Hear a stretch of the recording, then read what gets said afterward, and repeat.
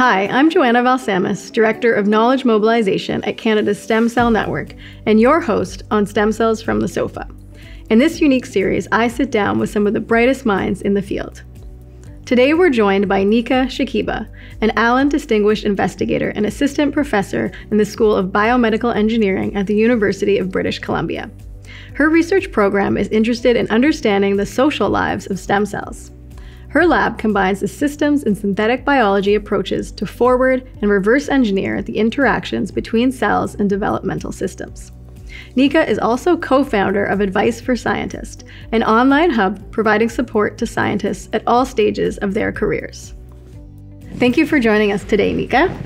Can we talk a little bit about your work on the social lives of stem cells and the impact you hope it will make? Absolutely. So our bodies are made up of trillions of cells, right? So our cells are used to having neighbors. They work together to get things done in the body.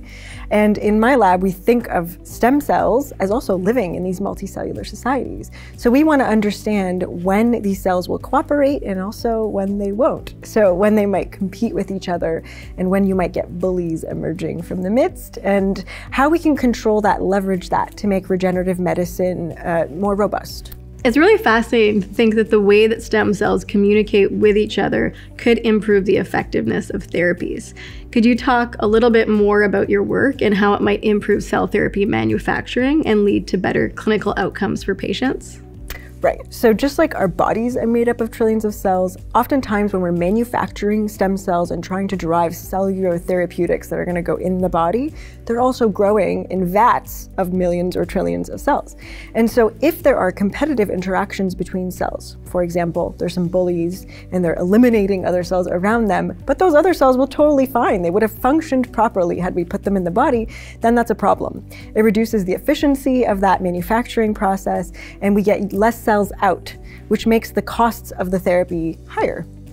And if we can't predict when there is competition, they might even change the efficiency from batch to batch, which is even worse. If we can't predict and reproduce, from batch to batch, how we manufacture these cells, then we're not building these manufacturing systems that are ready for Canadians to use and that can actually fit into our single-payer healthcare system. We need really robust pipelines. So we want to understand how these cells influence each other so that we can engineer that as a parameter, right? We can make the process more efficient. We can make the cells fitter, perhaps, so that they're stronger. And then on the other side, when we actually put these cells in the body, we want cells that can actually stand their ground. So they can't just be wimpy and get caught up in battles inside the body and get eliminated, right? We want them to stand their ground in our bodies and transplant and be effective as therapies. What inspired you to study the social behavior of cells? And what discoveries are you excited about in the future? I guess I started thinking about this in my PhD. So I remember attending a conference in which one of the presenters was talking about what was emerging as a new kind of field of cell competition. This idea that there could be survival of the fittest, like a Darwinian evolution happening in a cellular system. And they were showing it in the context of early embryonic development. So in the early stages of our growth as little embryos, right, becoming humans, they were showing that there was a remarkable amount of competition between the cells. At that time in my doctoral studies, I studied the in vitro or cellular equivalent in a dish of embryo cells. And so we thought, well, maybe they're existing in the system too, like they exist in the embryo. So we've got cells that are kind of similar to embryonic cells. Maybe it exists here too. And we looked for it and we found it. And it kind of changed my perspective. There was this hidden battle in my cell cultures that I wasn't aware of. And so I wanted to now shed more light on that and make it something we can control and not just be surprised by. Yeah. Really cool. That's really amazing work that you're doing. How does your work impact patients? And are there real-world applications and treatments that will be coming out in the future from this work? Yeah, so we've got some things that are more translationally focused and some that are more basic science, and we hope that can have larger impacts down the line. But what I would say more translationally focused, we're trying to understand right now situations in which we're trying to grow lots of, huge vats of stem cells to create trillions of cells that can be enough cells for a therapy, right? We need a lot of cells to transplant into patients. So one of the first steps is to take the stem cells and to grow them up in these bioreactor systems. Now, what happens on the way is that these cells are not used to doing this. They're used to living in our bodies. They don't have to produce like trillions of offspring, right?